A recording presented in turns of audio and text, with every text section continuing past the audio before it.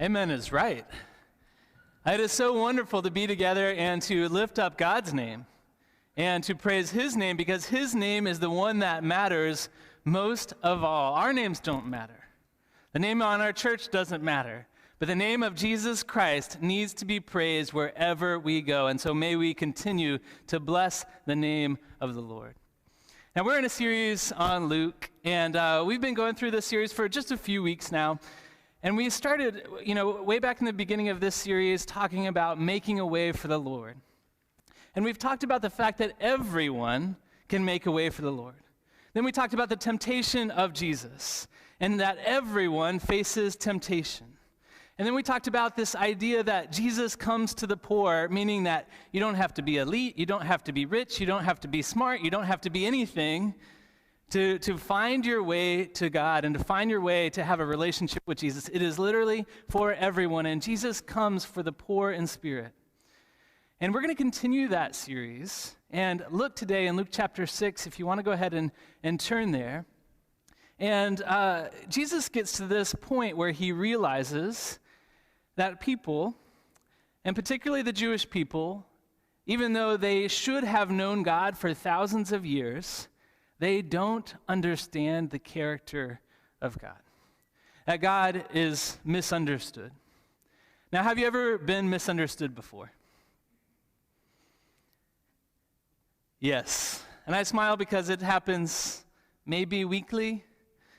Maybe more or less often than that for you, but it happens a lot. And not just what we say, not just what we do, but sometimes the very core of who we are is misunderstood by others. I remember the first time this happened to me, and it was brought to my attention, I just moved from Miami to Harding University. I've talked about this before. Miami is a city famous for sin, famous for angry drivers, famous for maybe not being the most friendly place. There are great people in Miami. I love you if you're watching. But when I moved to Harding, it felt like heaven to me. One, they spoke my language. That helped me make friends. And I remember just everywhere I went, it seemed like people were nice, people were friendly, they were trying to live like Jesus. They didn't use language that we as Christians try not to use. And I just felt like, man, I have arrived at this place where it's kind of like a little bit like heaven. Now it's not, but that's how I felt at the moment. So I walked around probably for the first year that I was at Harding with a smile on my face from ear to ear. And I earned the nickname Jolly Joel while I was there. I probably shouldn't have said that. That's going to catch on now, isn't it? Just forget that last part. So, and I was just happy everywhere I went. So my sophomore year, I was hanging out in the dorm with with my roommate and one of his friends in particular. And he said, Joel, when I first met you, I thought you were so fake. And I was like, whoa, where is this conversation coming out of nowhere? And he said, I just didn't think anyone could be that happy. But now that I know you, you really are this happy. And I said, yeah. And I just blew my mind that someone could misunderstand me to that degree. And there are these moments where we're misunderstood. Another time, it was just a few years ago, and I had this dream. And have you ever had those crazy dreams? Those ones that just don't make any sense, and you wake up and you're like, what was that?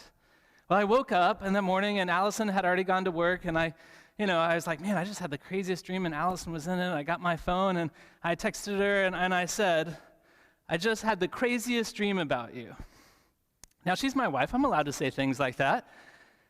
And so I sent it, and then I got ready for my day. I go back to look later to see if she'd responded. Only, to my horror, I did not send it to my wife. I sent it to a woman in our church. And that woman in our church just happened to be one of the elders' wives. And so, yes, I sent one of our elders' wives, I just had the craziest dream about you. Have you ever been misunderstood? Luckily, she gave me the benefit of the doubt and said, I thought maybe that was meant for someone else. And so I told her, yes, it was. Thank you for kind of giving me the benefit of the doubt. Now, normally when we're misunderstood, the stakes aren't that high. You just have a few conversations can clear things up, or you can move past it with just a little bit of time. But when we misunderstand God, when God is misunderstood, something much more drastic happens. And how we view God informs how we treat others. Have you ever thought about this? This is my premise. I want you to think on it, chew on it for a second, see if this is true for you. How you view God informs how you treat others. And so let me give you a couple of examples. A lot of people will grow up in churches thinking that Jesus is all about the rules, that church is all about the rules, that the gospel is all about the rules. How many of you grew up in a church that kind of sounded a little like this? All right, and so if this is what you think about church, that it's all about the rules, then you might believe that God's laminated the 10 Commandments and put them in his wallet somewhere, and that he walks around making sure that everybody is following those 10 Commandments. And if this is how you view God, then how are you going to treat other people? Well, you're going to laminate that list, and you're going to put it in your wallet, and you're going to walk around and make sure that everyone else is keeping those 10 Commandments too. And this is sometimes why churches ended up that way, or why Christians are known for being judgmental, is because it starts with how we view God. If we view God as a judgmental, rule-checking God, then we're going to treat other people that way. Does that make sense? If we view God, another one is maybe like a coach. And so coaches, we know, can be very demanding. They want our best, and they have this uncanny ability to get more out of us than even we knew we had. And so if you view God like a coach, then you might start to think that your best is never good enough. You might have this long list of Christian to-dos, and you just keep trying to fulfill all the to-do lists. Meanwhile, you feel guilty and like you fall short of his expectations. And if this is how you view God, then how are you going to treat other people? You're going to start letting them know, well, you're falling short of God. God's not happy with you. Need to do more. There needs to be more on your to-do list. And sometimes that's how we view God and how we treat others. Some of you view God like your dad, and that can be a great thing or it can be a bad thing. Some of you view God as this cosmic giver. And he is supposed to smooth out the roads and straighten the paths and make your life easy and make your life, rich and make your life everything that you wanted. And so, you're going to meet the right person, you're going to get the right job, you're going to have the right family, you're going to have the right house. Everything's just going to be smooth sailing, right? And then when it doesn't work out that way, what happens? People are angry at God. They think that somehow God is forgotten them, is holding out on them, is not giving them all that they deserve. And then how do they treat other people? They hold back on other people. They don't treat others with generosity because of how they view God. So I think we can start to understand this. How we view God informs how we treat others. And if we understand God as he really is, we will treat everyone with what I would just call relentless love. With this over-the-top, relentless love that God has shown each one of us. And this is what I want to kind of uncover today as we study Luke chapter 6. And what's happening in Luke chapter 5 is that Jesus goes, as we talked about last week, to all of the people who are the poor in spirit. He heals the sick, he heals the lepers, he heals those who are paralyzed and those who have fevers, and he goes to all of the people who don't have much. And then in Luke chapter 6, he begins to discover that people misunderstand God. And so the first thing that happens is he's walking with his disciples through a field. And they're, just kind of pick some of the heads of grain as they're walking. And if you kind of do this with your hands, then, some of the chaff of the part of the grain goes away, and so you can have a little snack on the go. And he does this, and the Pharisees start pointing their fingers at him. They say, you're not allowed to do this on the Sabbath. This is work on the Sabbath. Now, we just talked about this. What do you think their view of God is? Yeah, he's the cosmic rule keeper. And so they're thinking, you're not allowed to do this. This is what God would want me to say. Therefore, this is what my job is. This is who God is. Therefore, this is who I am, and I'm going to tell them, you're not allowed to do it. Jesus very calmly explains to them some stories and kind of puts them in their place as he does. And then the next thing that happens, he heals on the Sabbath. The man has a shriveled hand, and he heals on the Sabbath.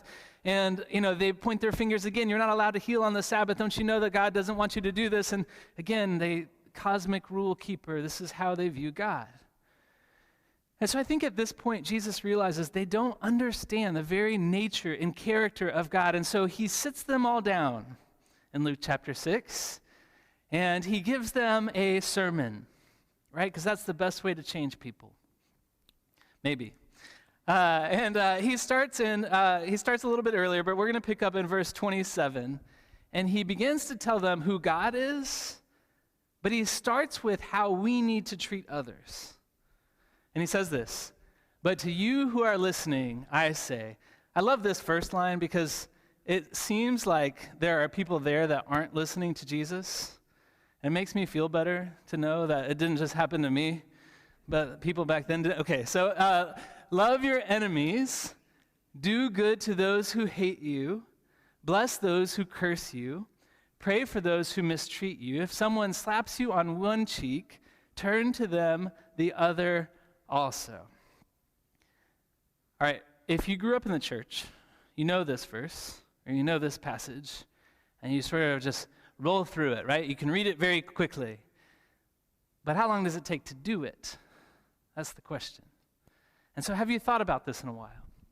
Jesus is calling them to treat other people with this radical generosity. He says, love your enemies. Now, for years, I thought this was easy. I thought this was a breeze. And do you know why? Because I didn't have any enemies. If you don't have any enemies, it's very easy to love those people that don't exist.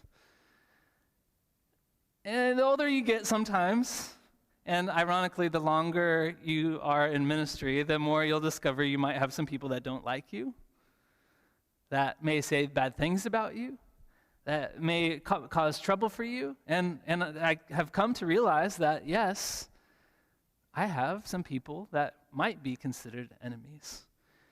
And so this is something that I've had to work on. I realize there's people that really don't have my best interests at heart. But God is calling me to have their best interest at heart. Is that hard? So it took a little while. And I got to that point where I could pray for them, I could think about them, and want the best for them, and want exactly what God wanted for them. And I thought, yay, I've arrived, I've done it. I can love my enemies. And then you read this next part. Do good to those who hate you. Now this is different. Love is an internal thing, or so we've been brought up to believe. But to do good to those who hate you, that's more active. That's an action. That's something I have to do. That's something I have to premeditate. And so if there's people that hate me, rather than just getting to the point where I don't hate them and I love them, I want the best for him, what he's saying is actively plan to go do good for those who don't like you.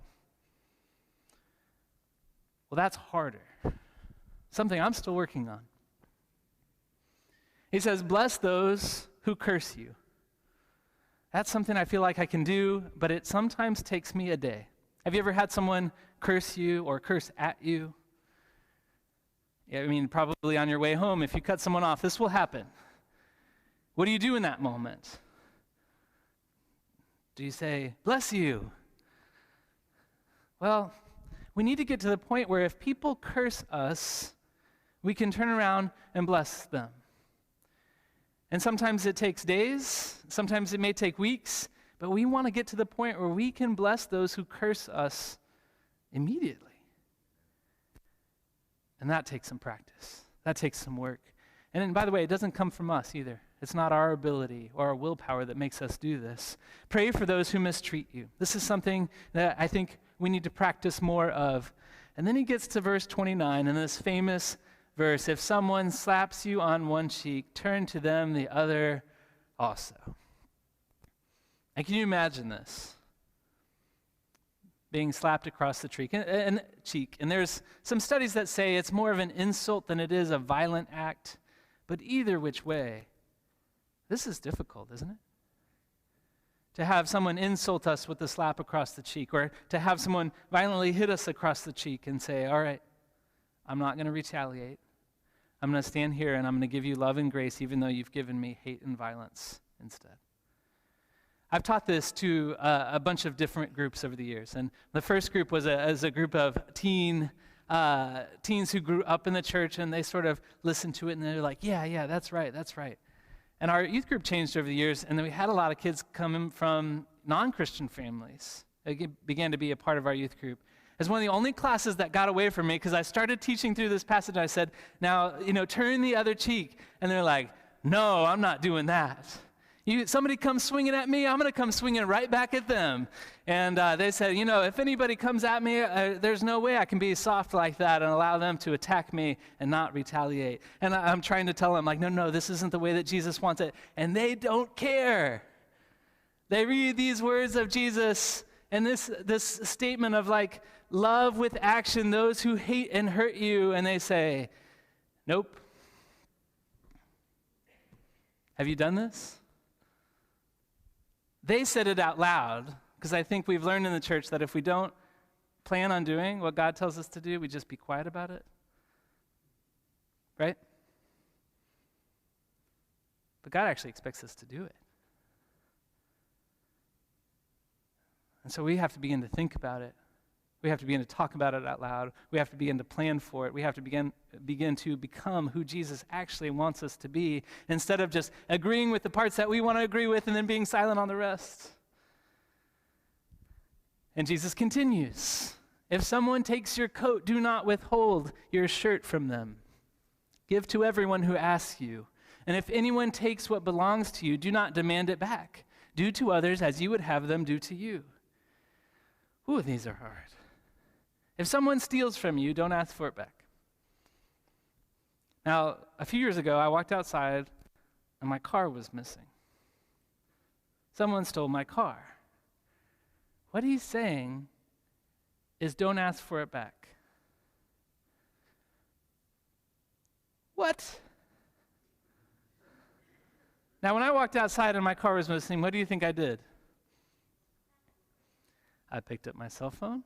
I called the police, and I said, I want my car back. But there is something about Jesus' generosity here that says if people steal from you, they probably need it. Give it to them. In fact, if they steal from you, if they take your coat, give them your shirt as well. Give to them. Give to everyone who asks you. Have you ever had people who've asked too much of you? Or at least you thought they asked too much of you? And you say, how much is enough? I just keep giving and giving and giving. And do to others as you would have them do to you. Now, essentially what he's saying here is give to those who steal from you and ask too much of you. Now, do you know people like this? Maybe not as much on the first part, but what about the second part? Do you know anyone who wears you out? There's a lot of smiles in this audience right now. We know people that wear us out. We know people that we have little patience for. And Jesus is calling us to the kind of radical generosity that says, give to them more. I talked to the teens for a second, just for the sake of making this real. Sometimes in your youth group, there will be some people that don't like each other. It happens. Sometimes there'll be some animosity, or there'll be fights, or there'll be ill will between one another. What does Jesus call us to do? He calls us to drop it. In fact, to those you don't like, you need to start making plans to be nice to them, over the top nice to them, and to show them the love of God and God's goodness. Right? To our adults, do you know anyone at church who's ever gossiped about you? You need to make plans to go over the top and to be kind and nice to those people who have done wrong to you. To our adults, maybe you're a part of a life group and there's someone there that has just kind of wears you out and you're thinking, I just wish they wouldn't come. Is that what God calls us to do? Or does he call us to be radically generous in the way that we forgive and treat other people? I mean, this stuff is hard, but it's the way of God. How do we do this? Our job as Christians, Jesus says, is to treat others with radical, unheard of generosity. Now, again, it doesn't come from our willpower. I'll be the first to admit I don't have that much willpower. I can't do this on my own. And it isn't until I can understand God more clearly that I can begin to do this. And the clearer my picture gets of God, the clearer I'm able to do this toward others. So Jesus says a few verses later in verse 35, "Then your reward will be great, and you will be children of the Most High, because he is kind to the ungrateful and the wicked." He says, if you do these things, then you're going to have this great reward from God. You're going to have this great reward of being children of the Most High God. And what does it say about God? What does God do? He is kind to the ungrateful. He is kind and loving to the wicked. Who's he talking about? He's talking about you. He's talking about me. He's talking about all of us in this room. Have you ever gotten so many blessings from God that you didn't thank him for many of them? What's that called? Ungratefulness. I have done this. And if you're anything like me, you've done this too. Have you ever sinned? I have sinned. What is that called? Wickedness. Sin, it makes us an enemy against God. It's the very essence of sin is to kind of stab God in the back. And so in all of these things that he's telling us to do to other people, he has already done them for us. We have hated him by our actions. We have had hateful speech come out of our mouth towards others, which is then kind of towards him and his son. We have stolen from him. We have been ungrateful to him. We have treated him with contempt and forgotten him and rejected him and spit on him through the actions of our life. And what does he do? He forgives us. He loves us. And he gives us not just good, but great things. Great things. Unimaginable things. Even though we've done all of that to him. This is who our God is. He's a loving God. He's a kind God. He's a gracious God. And it says, if just a few verses later, give and it will be given to you. A good measure, pressed down, shaken together, and running over will be poured into your lap. For with the measure you use, it will be measured to you. God is already giving us incredible gifts and blessings. And if we turn that around, you're not going to outgive God. Everything that you give to others is just going to keep pouring back in through your life. Now, does this mean you're going to be rich? Probably not. But does it mean you're going to have enough and you're going to be happy and you're going to be blessed? Yes. Yes. But we don't get what this looks like. And so I want to show you a scene from a movie. And this is from the movie Les Miserables. And in this scene, there's a guy named Jean Valjean, and he has been invited into the home of a bishop. And now he is hungry, and he doesn't have a place to sleep, and so the bishop invites him in and lets him stay the night. Well, during the night, he wakes up and begins to steal from the bishop. And I want to show you this because this is how God treats us.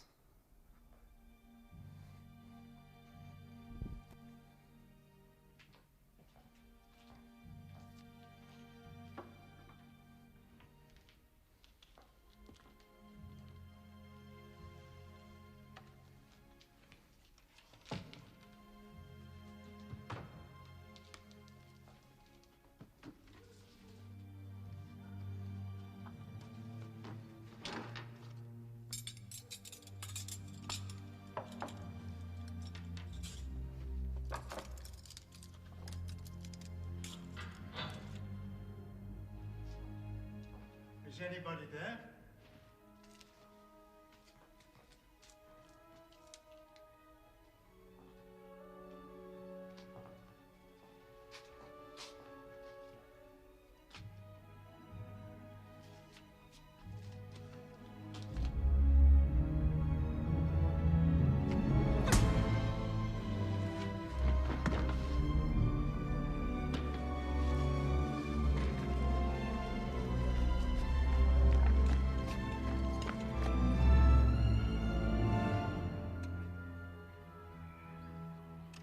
So we'll use wooden spoons. I don't want to hear anything more about it.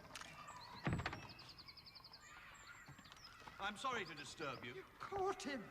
but I had my eye on this man. And Thank God. I'm very angry with you, Jean Valjean. what happened to your eye, Monseigneur? Didn't he tell you he was our guest last night? Oh, yes. After we searched his knapsack and found all this silver, he claimed that you gave it to him. Yes. Of course I gave him the silverware. But why didn't you take the candlesticks? That was very foolish. Madame Gillot, fetch the silver candlesticks. They're worth at least 2,000 francs. Why did you leave them? Hurry. Monsieur Valjean has to get going. He's lost a lot of time. Did you forget to take them? Are you saying he told us the truth? Of course. Thank you for bringing him back. I'm very relieved. Release him. You're really letting me go? Didn't you understand the bishop? Madame Gillot, offer these men some wine. They must be thirsty. Thank you.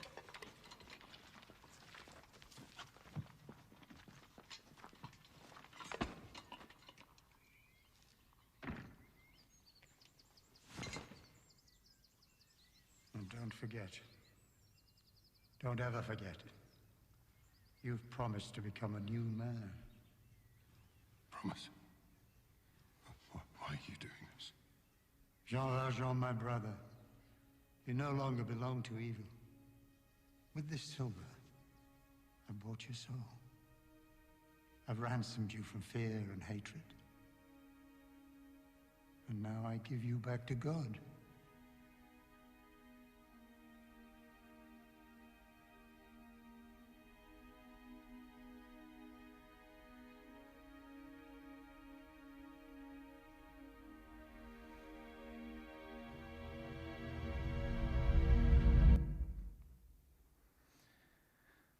So as we watch this, we see this radical generosity.